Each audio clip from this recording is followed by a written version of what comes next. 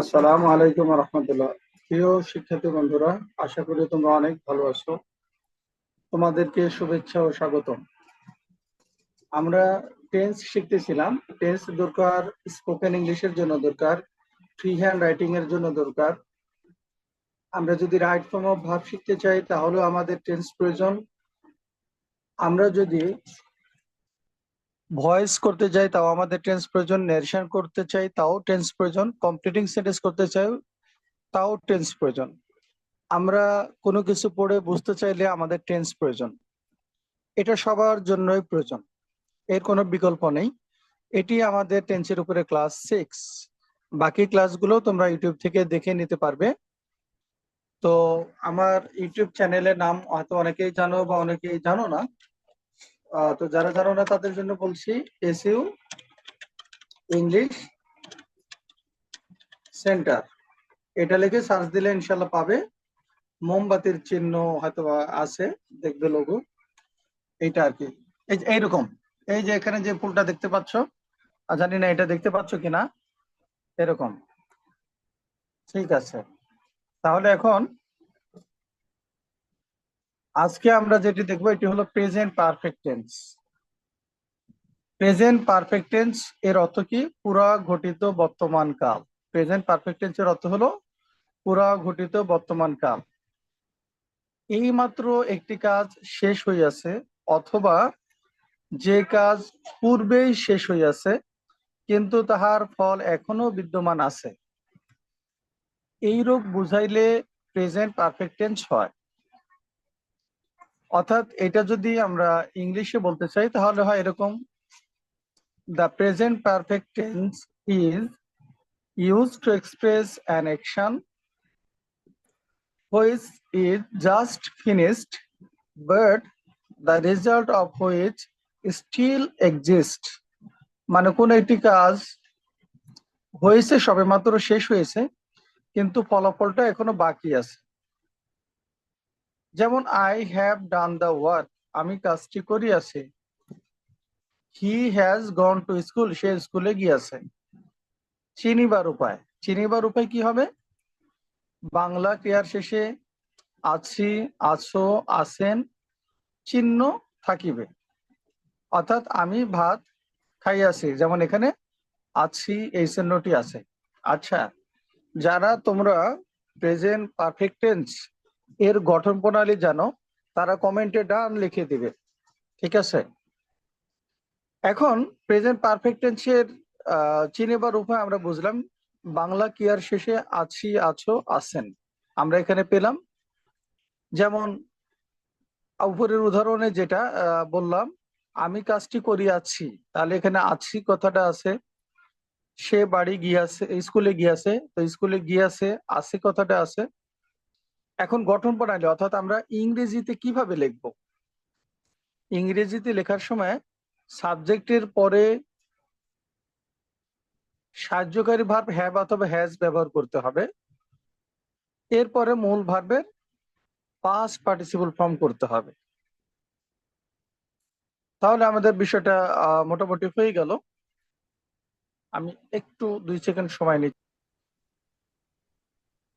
ঠিক আছে, তো আমরা ছিলাম গঠন প্রণালীতে। ঠিক আছে, অর্থাৎ আমরা যদি এভাবে সংক্ষেপে লিখি তাহলে হবে এরকম, দেখো, subject plus have oblique has plus V3, অর্থাৎ ভার্বের পাস্ট পার্টিসিপল ফর্ম। এইরূপ হবে আমাদের গঠন প্রণালী। অর্থাৎ আমরা প্রেজেন্ট পারফেক্ট টেন্সের কোনো বাক্য লিখতে চাইলে সাবজেক্ট লিখতে হবে, যেমন সাবজেক্ট আই, এরপরে হ্যাভ অথবা হ্যাজ, তাহলে হ্যাভ, এরপরে মূল ভার্বের পাস্ট পার্টিসিপল ফর্ম। যেমন ডু এর পাস্ট পার্টিসিপল ফর্ম হলো ডান, আই হ্যাভ ডান ইট। তো আমি ভাত খাইয়াছি অথবা খেয়েছি, তাহলে কি হবে? I have eaten rice, I have eaten rice. আচ্ছা, তোমরা অবশ্যই এটা জানো যে WRIT, রাইট, এর পাস্ট ফর্ম কি তোমরা বলতে পারো? রাইট এর পাস্ট ফর্ম, রাইট এর পাস্ট ফর্ম হবে রোড। রোড। আর পাস্ট পার্টিসিপল ফর্ম কি হবে? রোডই হবে রিটেন, স্যার। ও written, right. Sorry sir. Written written. Just একটু আমি তোমাদেরকে মত বিনিময় করে নিলাম। এখন দেখো এই অনুসারে সে আমাকে একটি কলম দিয়েছে, তার সাবজেক্ট হলো হি, এরপরে সাবজেক্ট থার্ড পারসন সিঙ্গুলার হলে এর সাথে বসে হ্যাভ অথবা হ্যাজ, তাহলে হি এর সাথে বসেছে হ্যাজ। আর দেওয়ার ইংরেজি হলো গিভ, এর পাস্ট পার্টিসিপল ফর্ম হলো given, he has given me a pen, তিনি আমাকে একটি কলম দিয়েছেন, তিনি আমাকে একটি কলম দিয়েছেন। এরপর ইন্টারোগেটিভ বাক্য দেখো, তুমি কি বাঘটিকে হত্যা করিয়েছো? Have you kill the tiger, তুমি কি বাঘটিকে হত্যা করিয়েছো? Have you kill the tiger. সে কি ভাত খাইয়াছে? হ্যাজ হি ইটেন রাইস, সে কি ভাত খাইয়াছে? Has he eaten rice. ক্রিয়ার শেষে আসি, আসো, আসেন ইত্যাদি চিহ্ন থাকা সত্ত্বেও যদি স্পষ্ট অতীতকাল উল্লেখ থাকে তাহলে প্রেজেন্ট পারফেক্ট টেন্স হবে না। বিষয়টি আবার মনে রাখবে,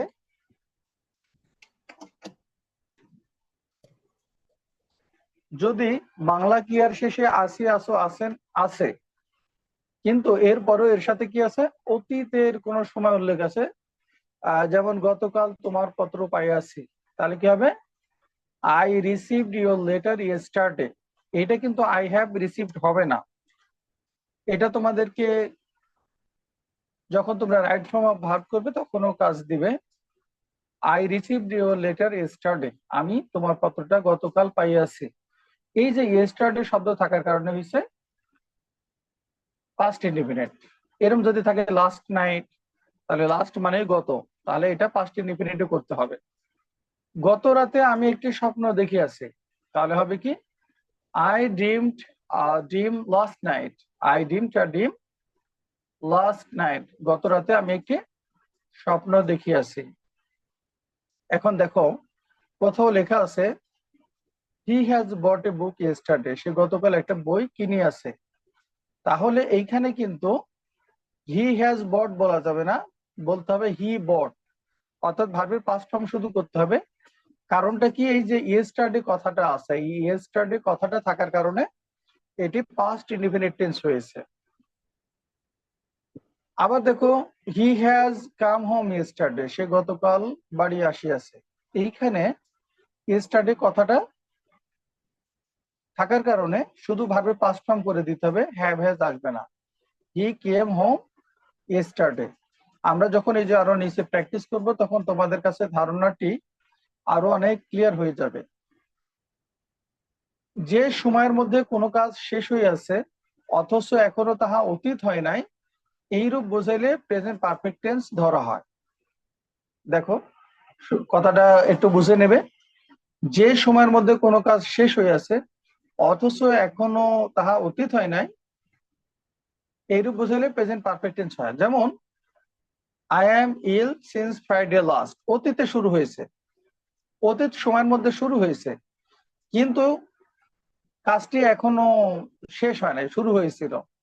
আমি গত শুক্রবার থেকে অসুস্থ, তাহলে এখানে লাস্ট থাকা সত্ত্বেও প্রেজেন্ট পারফেক্ট টেন্স হবে। হবে কি, I have been ill since Friday last, গত শুক্রবার থেকে আমি অসুস্থ। এটা কিন্তু মারাত্মক জিনিস, অনেকেই জানে না, একটা অজানা তথ্য তোমরা জানলে। ঠিক আছে, এরপর দেখো he has absent for 7 days, সে 7 দিন যাবত অসুস্থ আছে। 7 দিন যাবত অসুস্থ আছে মানে এখনো সে অসুস্থ আছে। ঠিক আছে, তাহলে he has been absent for 7 days, সে 7 দিন যাবত অনুপস্থিত আছে, সরি অ্যাবসেন্ট, সে 7 দিন যাবত অনুপস্থিত আছে। আচ্ছা, আমি এখন একটা বাক্য দিব, তোমরা আমাকে এই কথাটা বলবে। আচ্ছা বলো তো, সে গতকাল মিটিং এ অনুপস্থিত ছিল, এটার ইংরেজি কি হবে? কে বলতে পারে? সে গতকাল মিটিং এ অনুপস্থিত ছিল।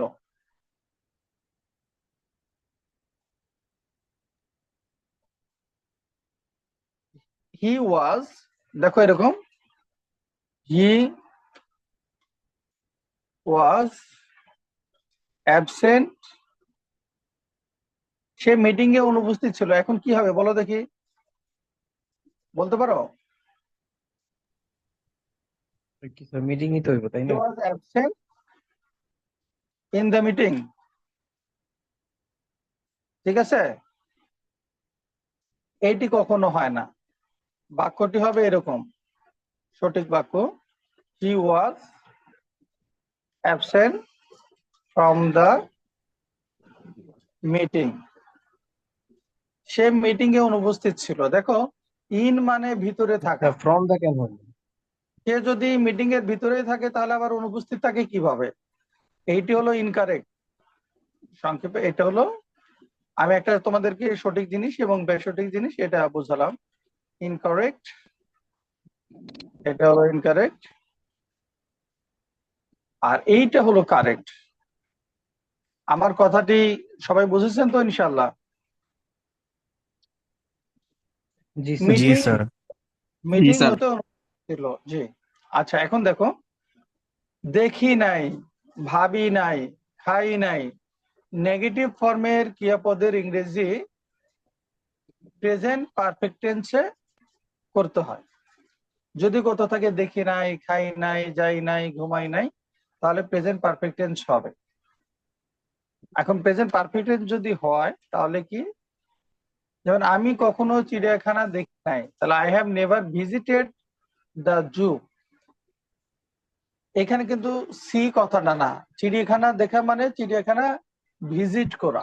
তাহলে আমি কখনো চিড়িয়াখানা দেখি নাই, I have never visited the zoo, এবং জু এর পূর্বে দি বসে প্রিপোজিশন, এটা খেয়াল রাখবে। সরি, আর্টিকেল দি বসে, এটা মনে রাখবে।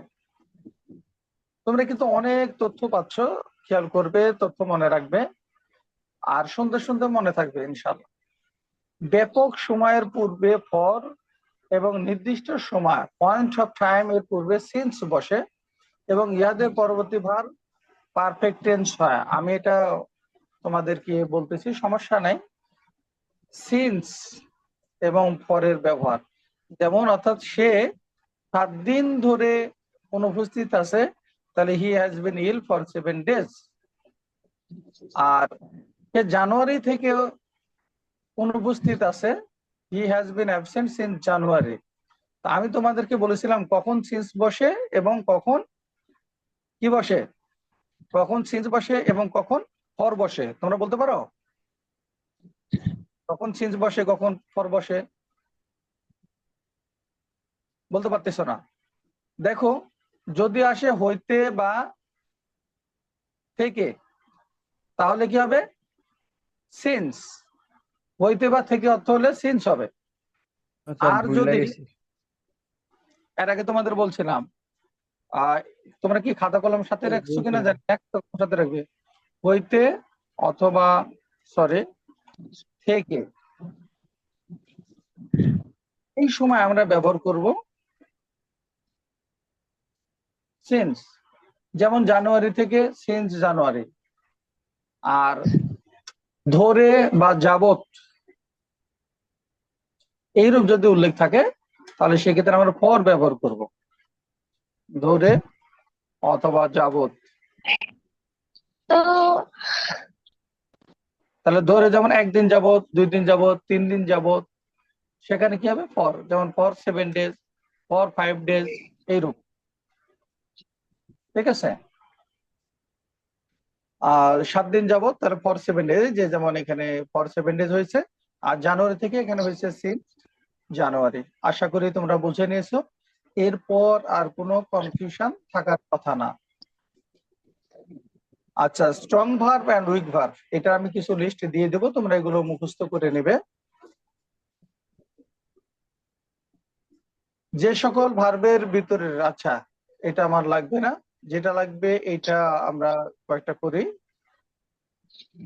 এখান থেকে একটু শেখার আছে। দেখো, হি ওয়াজ হাং ফর মার্ডার, তাকে খুনির দায়ে ঝুলানো হয়েছিল, কিন্তু এটা ইনকারেক্ট। কারেক্ট হবে হি ওয়াজ হ্যাংড ফর মার্ডার। আমি একটু আলোচনা করে দিলে তোমাদের মনে হয় হবে। দেখো, হ্যাং মানে কি? ঝুলানো।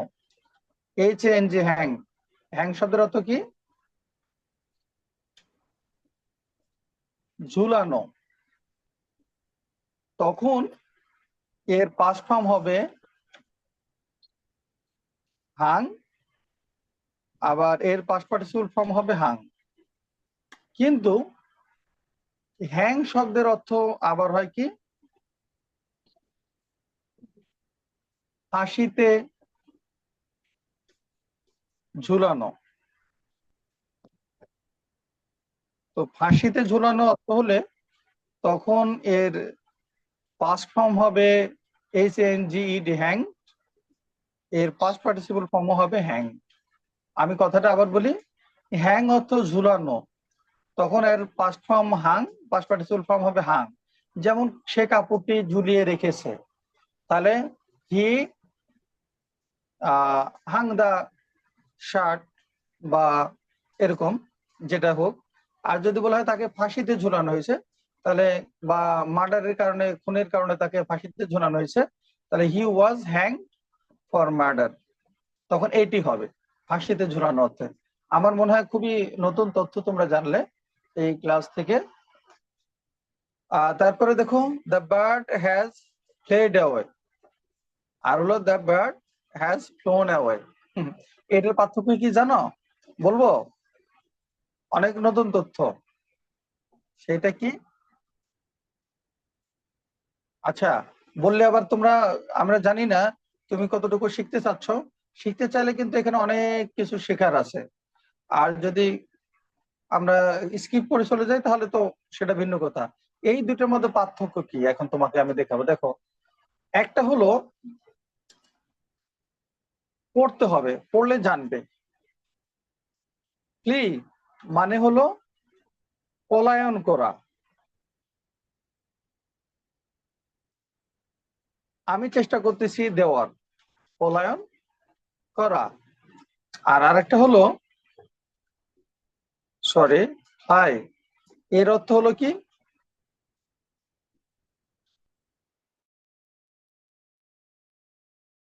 ফ্লাই অর্থ হলো উড়া। তাহলে স্যার। লেখার সাইজ ঠিক আছে কিনা তোমরা জানাবে না, লেখার সাইজ কি বড় করতে হবে কিনা, যদি প্রয়োজন হয় লেখার সাইজ বড় করে দেব। আচ্ছা, এই ফ্লি অর্থ পলায়ন করা, এটার পাস্ট ফর্ম হয় কি? এটার পাস্ট ফর্ম হলো ফ্লেড। পাস্ট পার্টিসিপল ফর্ম হয় ফ্লেড। আর যখন উড়া অর্থ হবে, তো তখন কি হবে? Fly, flu. এটার উচ্চারণ কি হবে বলো দেখি? ফ্লু।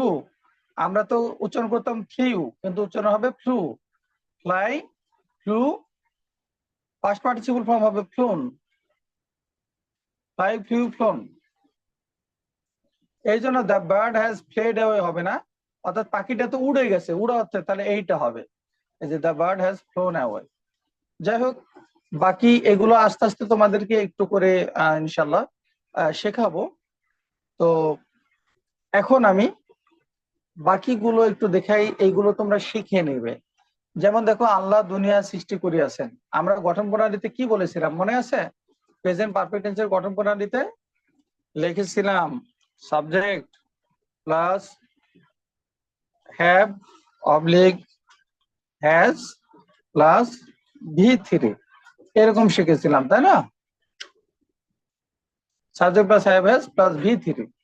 তাহলে আল্লাহ দুনিয়া সৃষ্টি করেছেন, আল্লাহ সাবজেক্ট, এরপর আমরা হ্যাজ ব্যবহার করেছি। ক্রিয়েট মানে সৃষ্টি করা, তাহলে Allah has created the universe. Haque সাহেবের একজন ভাই মারা গেছেন, তাহলে brother of mister Haque has died. তোমরা চেষ্টা করবে শিখে নেওয়ার। তাহার সর্দি হয়ে আছে, হি হ্যাজ কট কোল্ড। আগস্ট মাসের বেতন দিয়েছো কি? Have you paid the tuition fee for the month of August. এরপরে দেখো, প্রদীপটি নিভিয়া গিয়েছে, তাহলে কি হবে? The lamp has gone out. The lamp has gone out. জীবনের প্রদীপ নিভিয়ে গেছে, তাহলে কি হবে? The lamp of life has gone out. ঠিক আছে, the lamp of life has gone out. আচ্ছা, বাড়িতে আগুন লাগিয়েছে, the house has caught fire. The house has caught fire. তোমরা খুব ভালোভাবে গেলে শিখে নেবে, বিভিন্ন পরীক্ষা অনেক সময় আসে।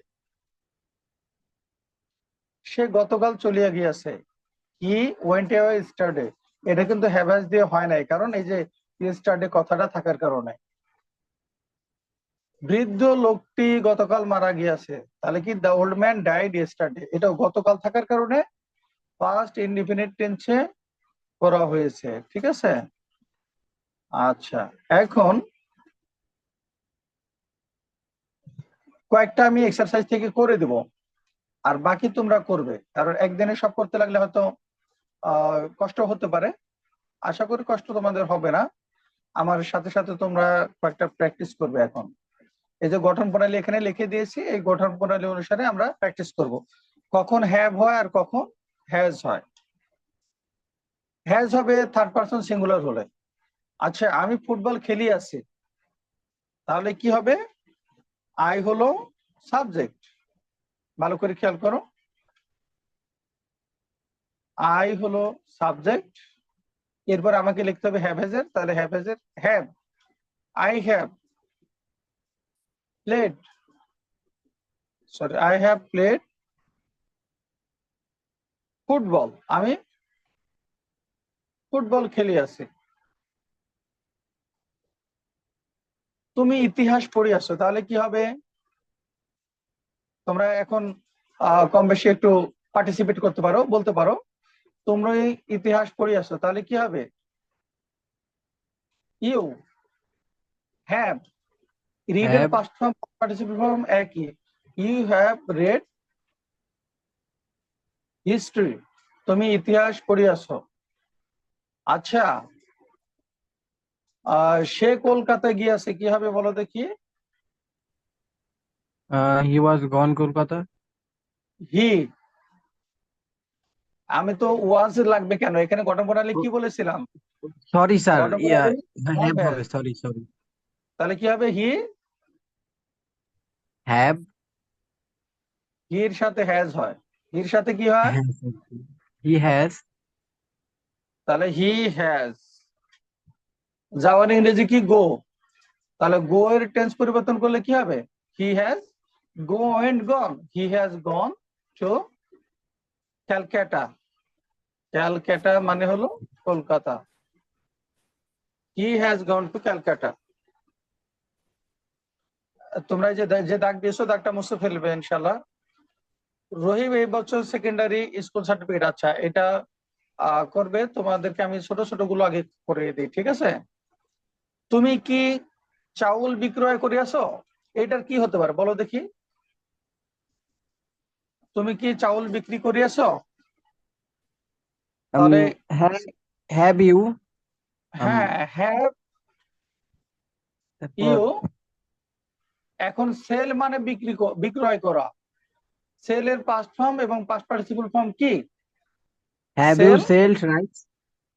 সোল্ড হয়। হ্যাভ ইউ সোল্ড, ও সরি স্যার, সোল্ড হবে। Have you sold rice. Have you sold rice, সবাই বলার চেষ্টা করবে। আচ্ছা, এইখানে দেখো, আমি তাজমহল দেখি নাই, কি হবে? প্রথমে কি হবে? আই, এই তো। আই, আমি দেখি নাই, খাই নাই, যাই নাই, প্রেজেন্ট পারফেক্ট টেন্স। গঠন প্রণালী কি? Subject have has V three, তাহলে আই এর সাথে হ্যাভ বসে আই হ্যাভ। দেখি নাই নট আছে, তাহলে আই হ্যাভ, দেখি নাই তাহলে নট হবে, আই হ্যাভ নট ভিজিট মানে হলো দেখা, I have not visited Taj Mahal. আচ্ছা, আস্তে আস্তে পারবে ইনশাল্লাহ। আমাদের ক্লাসটি অতি অল্প সময়ের মধ্যে মনে হয় শেষ হয়ে যাবে, তাই না? রিমেনিং টাইম কয় মিনিট আছে? অল্প সময় আছে মনে হয়।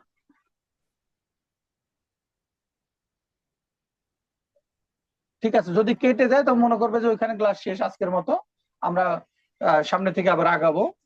আচ্ছা দেখো, সে একটি পুরস্কার ঘোষণা করিয়াছে, তাহলে কি হবে? সে একটি পুরস্কার ঘোষণা করিয়াছে, সরি কি হয়ে গেল? কি স্যার? সে একটি পুরস্কার ঘোষণা করিয়াছে। She has announced a sir বাকিটা স্যার আপনি বলেন। আচ্ছা, হি হ্যাজ অ্যানাউন্স হলে অ্যানাউন্সড অথবা ডিক্লেয়ার মানে ঘোষণা দেওয়া, তাহলে ডিক্লেয়ার এর পাস্ট পার্টিসিপল ফর্ম কি হবে? DECLAR, এর সাথে ইডি হবে। He has declared a prize, সে একটি পুরস্কার ঘোষণা করিয়াছে। এরপর দেখো, এই গ্রামে কলেরা দেখা দিয়েছে, তাহলে কি হবে? Cholera has broken out in this village. আচ্ছা, তোমরা পারবে ইনশাল্লাহ, আমার বিশ্বাস, কোনো সমস্যা নেই।